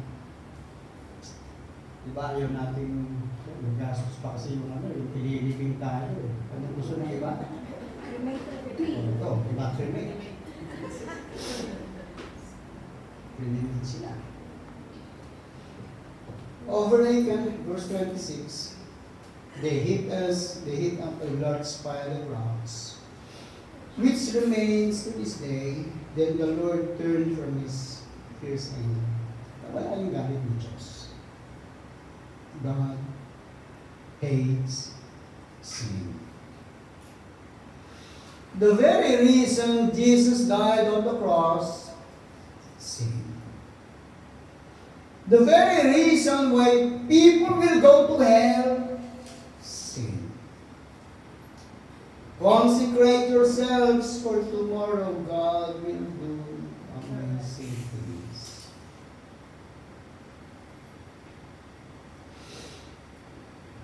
Therefore, the place has been called the Valley of Achor. Naglagay sila, sabi sa verse 26, ng isang malaking bato. A memorial. Na tuwing makikita ang batong ito, nagbibigay ng makapangyarihan at malakas na mensahe that rebellion to God will be dealt accordingly. Na tuwing madadaanan nila itong malaking bato ay nagbibigay ng mensahe, greed must be stopped. Ang kasakiman dapat ito. Na tuwing dadaan sila, makikita nila yung bato, nagbibigay ng mensahe, submit to your Joshua, to your leaders. Or you will pay the price together with your family.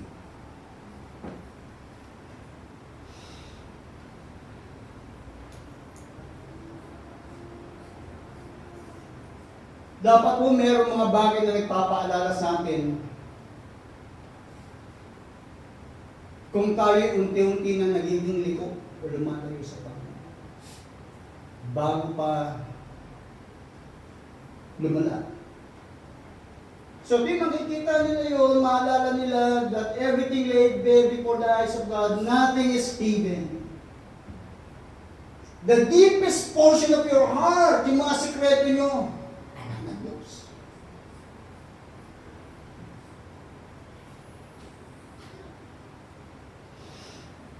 Yung katapatan nyo nakikita, yung pagtalikod na unti-unti nakikita. And if you'll be faithful deep inside, you will be rewarded later. If you're unfaithful deep inside, it's just a matter of time it will be exposed. May lalabas ng pamilya.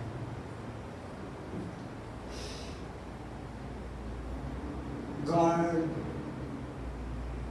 your heart. Ang liderato po,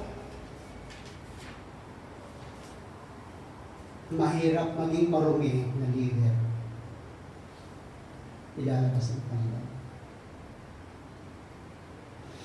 Hindi tayo pwede maging conqueror. This man, Achan, nung lumalaya sila, lumalabas sila, nakikisigaw siya, victorious. Masaya. Warrior eh. Warrior si Achan eh. Probably one of the best ni Joshua. Nung napabagsak nila yung Jericho, sumisigaw si Achan, praise the Lord! Hallelujah! When they crossed the Jordan River, sumisigaw, God is good! And yet deep inside, without the knowledge of the nation of Israel, even Joshua, hindi alam ni Joshua, something is happening in the heart of this man. May nangyayari sa puso mo. Unti-unting naglalamig at tumatalino. And it's just a matter of time for him to be revealed. Sabi nga ng Diyos kay David, ginawa mo ng lihim yung kasalanan, ipapahiya kita, ipapaalam ko yan sa buong bansa yung ginawa mo.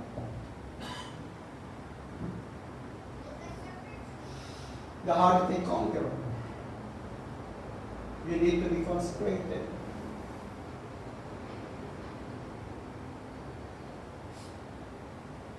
You need to pursue no other than the cross of the living God. I have 10 minutes. Bitawan ko na yung ilan. Bilisan ko lang po ito. Tapusin ko ito ng 9 minutes. Para sa akin ko.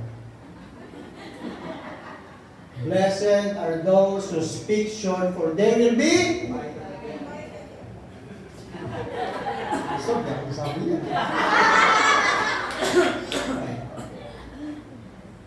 The heart of a conqueror, called to lead, called to conquer. Letter E, conquerors build memorial signs. Memorial pwede po ito St. Peter, hindi ako naging St. Peter.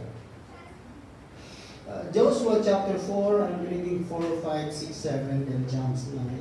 So Joshua called together the 12 men he had appointed from the Israelites, one from each tribe, and said to them, go over before the ark of the Lord your God into the middle of the Jordan.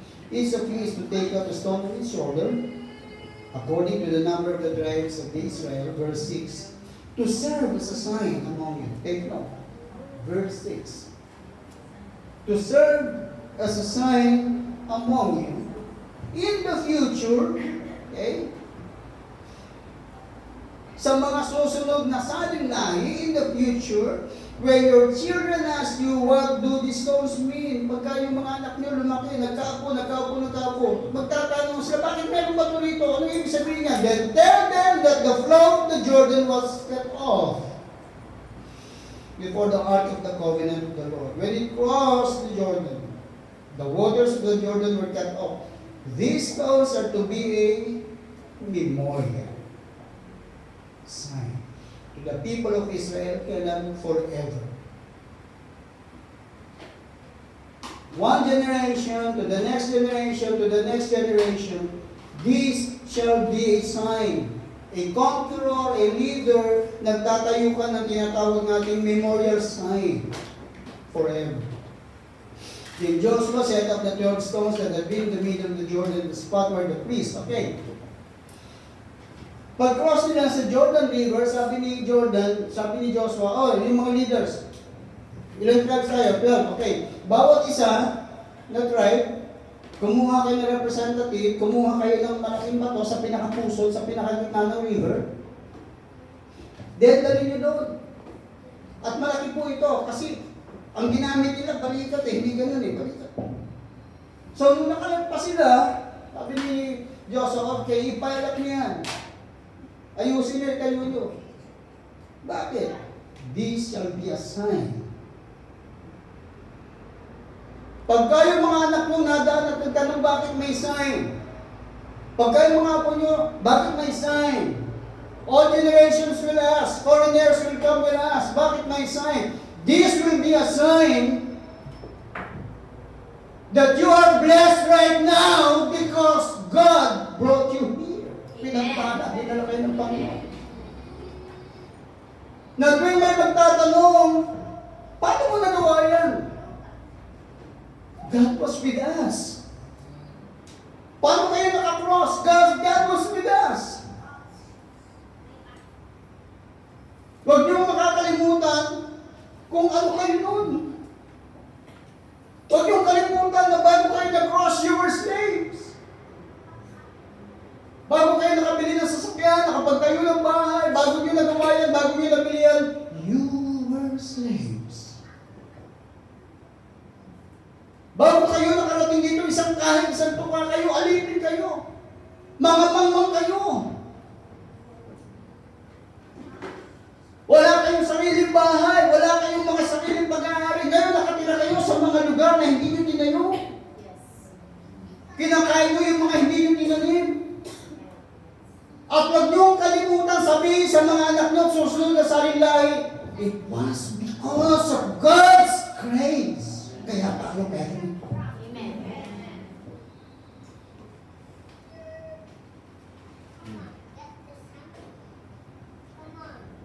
Nung pagka nag-usap po kami, pamilya, laging pinukwento ng nanay namin at ng ate namin.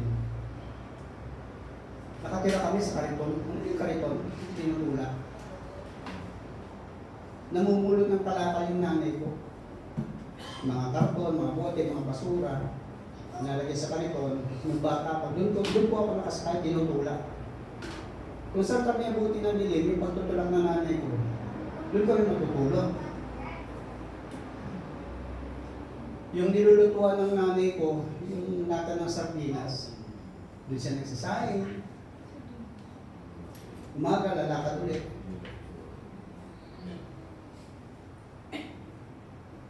Nagtrabaho po ako sa basura, 2 taon. Parating yung truck ng basura, itatapin yung basura na kuha. Bata pa po ako, tatakbo ako, meron akong dalang stick. Makikipagagawa na po. Hahanapin ko, kukunin ko yung baka, lalagay ko doon sa isang sako. Yung mga plastic sa isang sako, tapos pinakikilo ko. Naging alipin po ako. Maliit ako. Nagigib ako, pinupuno ko yung mga drum. Kasi maliligo yung boss ko, maliit pa.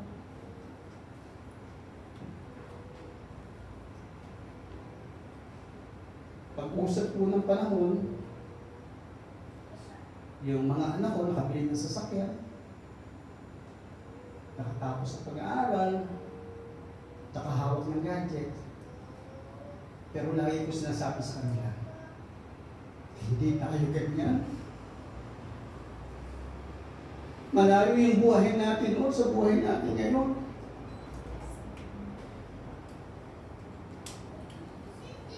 Nagtatamasa tayo ngayon dahil sa kabutihan ng Diyos lang. Amen.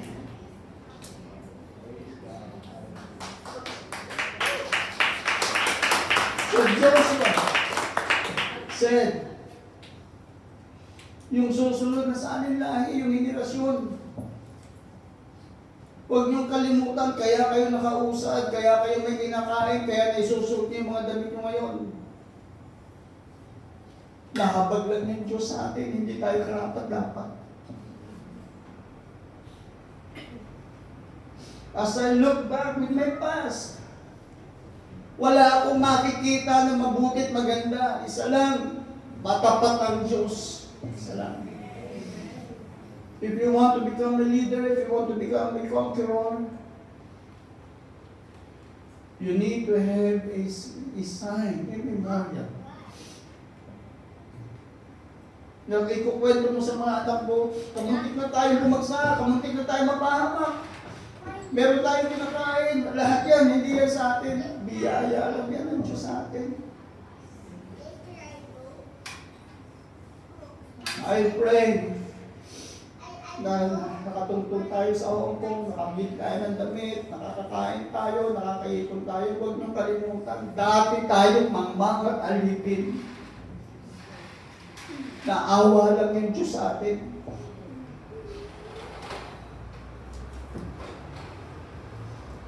So I pray na pagkatapos po nito, you will approach your leaders, especially si Pastor. Pastor, I want to become a leader. I want more training. I want to be a conqueror. You were called to conquer. Pag umuwi kayo, nakita nyo, meron kayo sariling bahay, nakabiling sa kanyang mga anak nyo. Pagka nakita nyo, magaganda yung gadget, may mga television kayo, na noon, hindi nyo alam, hindi nyo nakikita, pero meron kayo ngayon. Build a memorial. That yung memorial, it will be a sign forever. Na lagi inyong ituturo sa mga anak nyo, susunod na sa aming lahi, hindi tayo karapat-dapat, mabuti lang ang Diyos at maawa sa akin.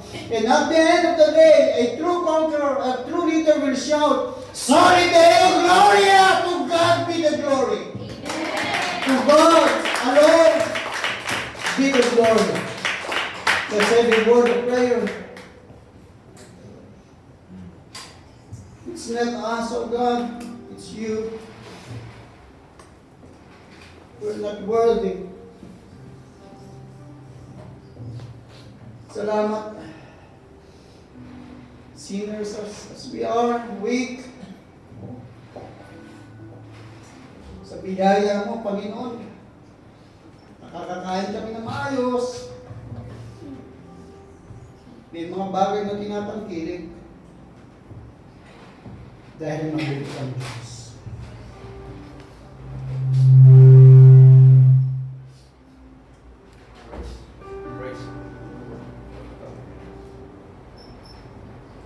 Praise God. Hallelujah. Salamat, Pastor. Palapakan natin ang Panginoon.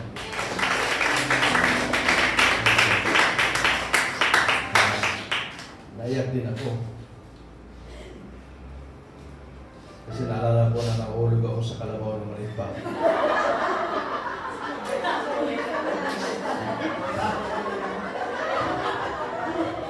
Hindi na kasi mo napilaya. So, pag tama yun.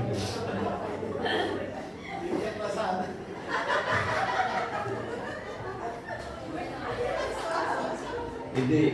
Kasi minsan nag-usap kami nila. Sabi niya ako, nung maliit ako, lagi ko naipit sa sasakyan kasi iba yung kinalakihan namin. Siya lumaking may kaya sa buhay. Ako, lumaki ng kinakayang buhay. So, sabi ko, wala ka sa akin. Nahulog ko sa kalabaw ng maliit pa ako, papunta sa sungay. Sa kuwitan, sa gilid. So, yun ang amin. Pero yun tama yung sabi ni Pastor, saan tayo nang galing? Ano pinanggalingan natin? Wala tayong pag-uwi.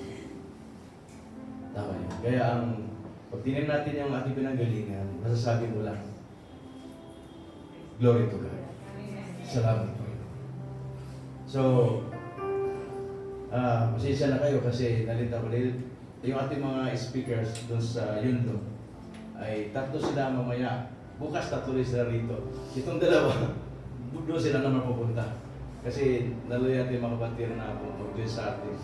So, salamat kaibigan. Di ba, mga kami, nung papasto kami sa Caloocan, ang babata namin, wala kami mga sasakyan. Ako, sumasakyan lang din sa tricycle ko sa mga, ano masakyan? Isa naglalakad.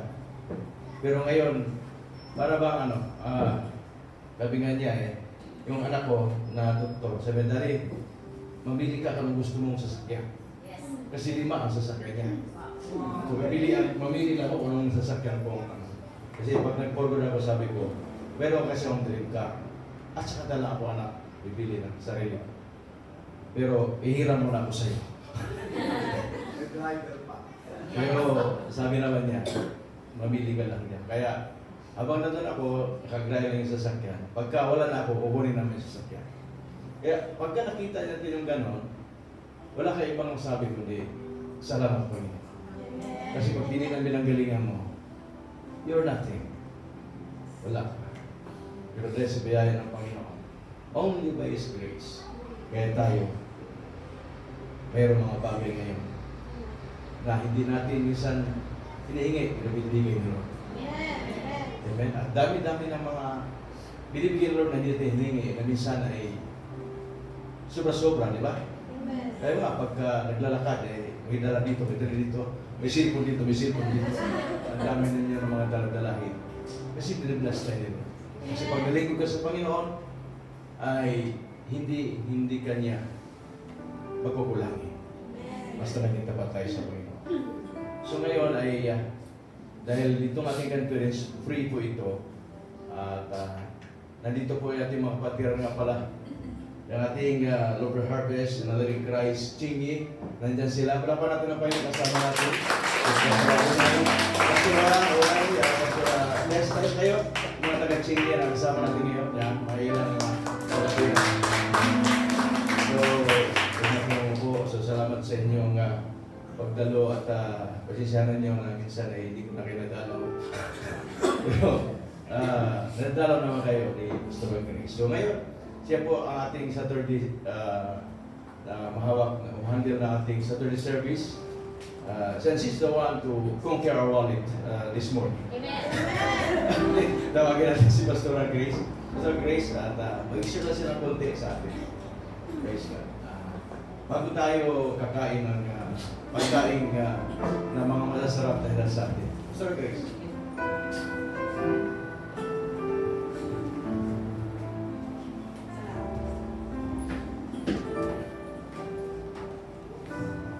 Praise God. So, isa sa mga natutunan kong leadership dito kay Pastor Rodel lagi ka dapat handa. Ganon. Parang kanina lang sinabi niya, ikaw na mag-exhort sa piling, ha? Ako po? Ganon. So, dapat laging handa.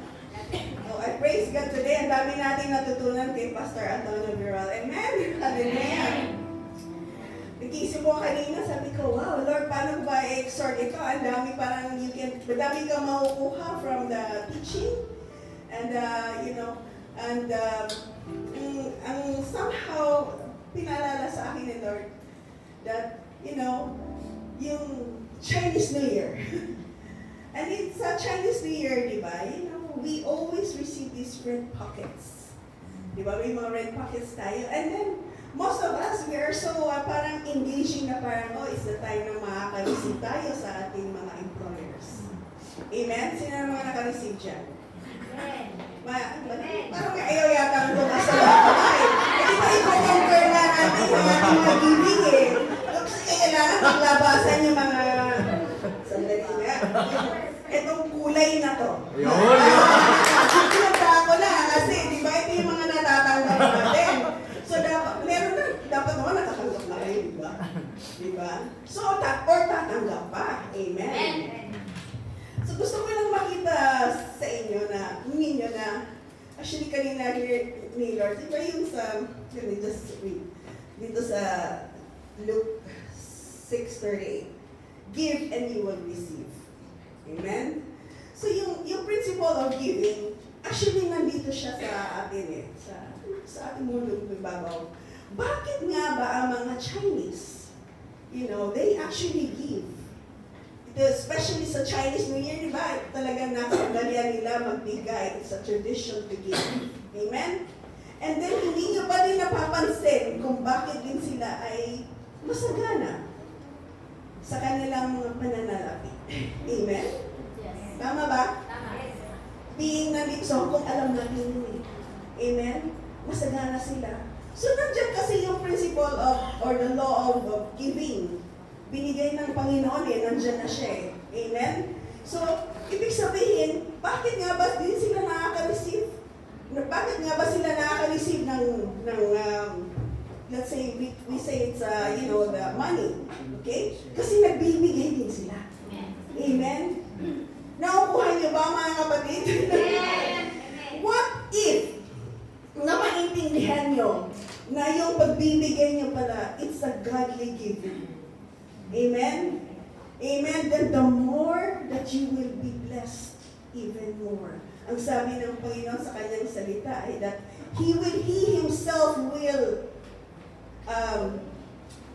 aalisin niya yung devourer sa buhay nyo. Amen? Napapansin nyo ba naman kung baka kanina na-mention ni Pastor Antonio na yung bakit lagi kayong may need? Amen. Hindi rin kayo nagbibigay pa ng katulad ng nasasaad sa Biblia. Amen? Marami na kayo po na rin. So yung giving po natin, meron po sa Bible na tithes and offering. Okay?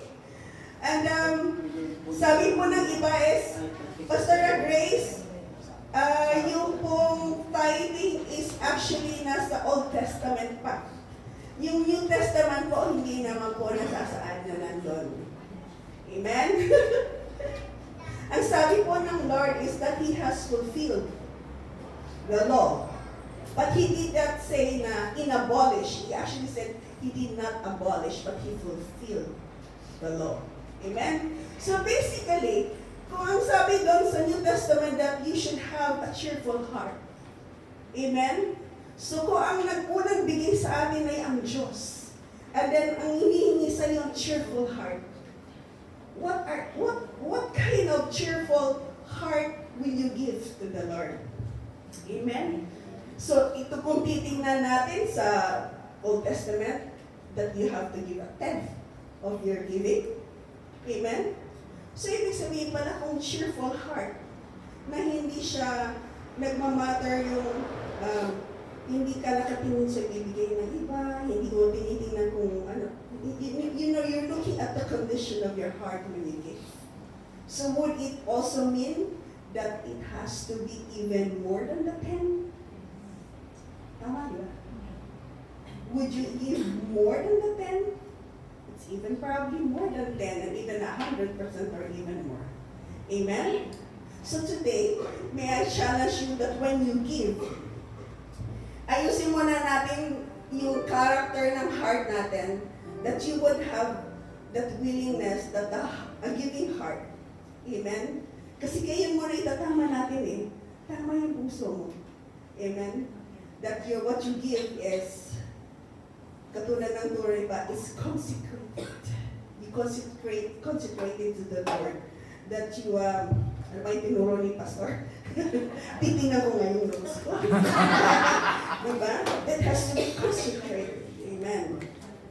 That you must want to, the conquerors know what they want to conquer. So dapat alam mo ngayon kung gusto mong ma-conquer ang pagdating sa giving. Amen? That iniisip mo, oh yes, I want to conquer. Hindi ko pa ito nagagawa. Today I have decided to do it, na mako-conquer ko when it comes to giving. Amen? The last one was that you must guard your heart. Amen? So sabi nga nila, must have a cheerful heart. Amen? So check natin ang ating mga puso, that you have a cheerful heart, that you would, when you seek God, you seek Him first, and that, yung mga puso natin, mga kapatid, hindi naman nakatago sa Diyos yan. Amen? Ang pagbibigay natin sa Kanya, nakikita niya yan. However the amount is, if you have started with something that it is right, and with a cheerful heart, you would see how God will increase you. Amen. Into your giving. Amen. Hallelujah. So kung may nagbigay pa namang envelope, meron na kayo mga envelopes. Okay. Praise God. So if you are ready, andito na pala siya. Yan, dito po. You can actually give.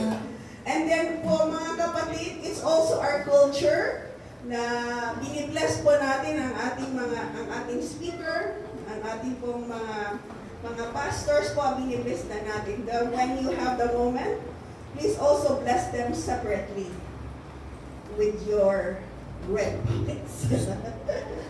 Amen. Hallelujah.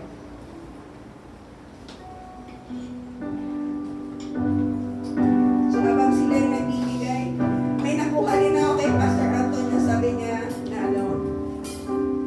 magaganda din po kami mga pastora. Ang morning po kami. Amen. Amen. Yes! May nakuha kami pastora.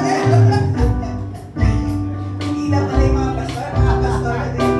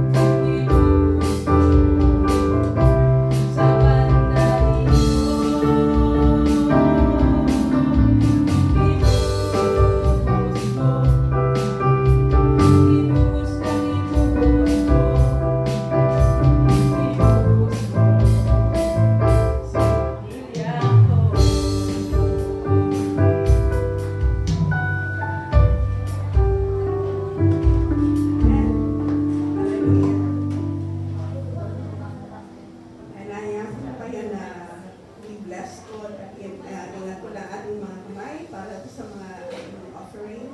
Hallelujah. Lord, we thank you, Lord, for your goodness, Lord. We thank you, Lord, that you have given us. You have given first, Lord, so we are able to give you, Lord.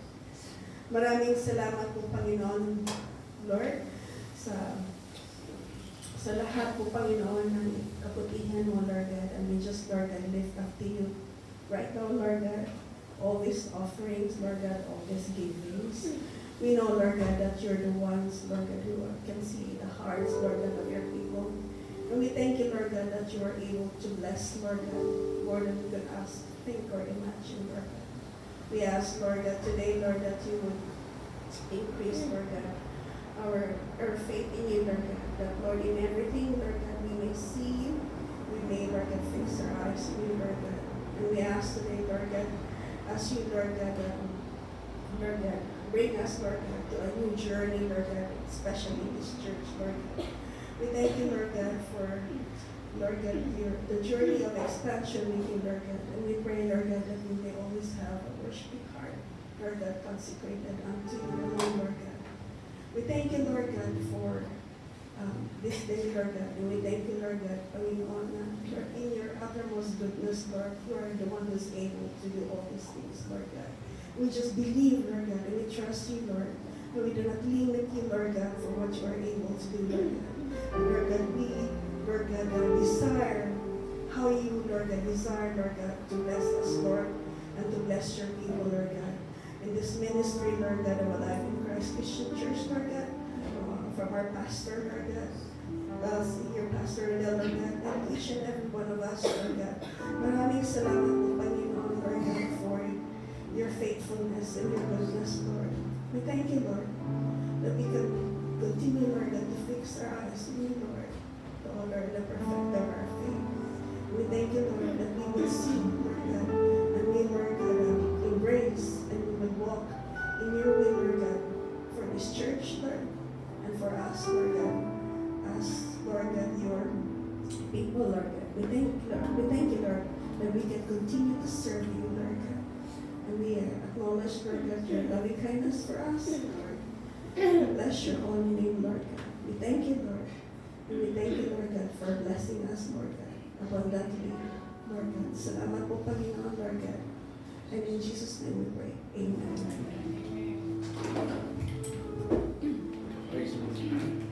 Puri ng Diyos, tayo po tayo tumayo at tayo po ay babalik po mamaya ng 1:30. Mag-start po yung ating